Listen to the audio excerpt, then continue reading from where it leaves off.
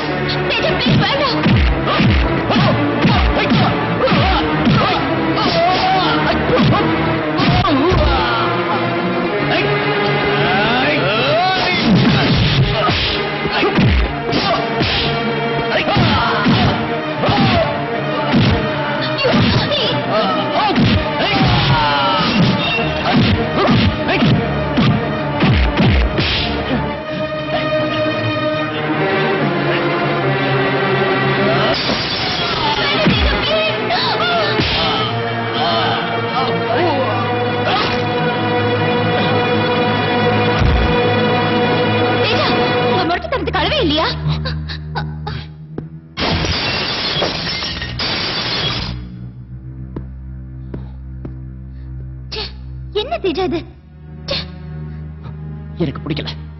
எனக்கு பிடிக்கல.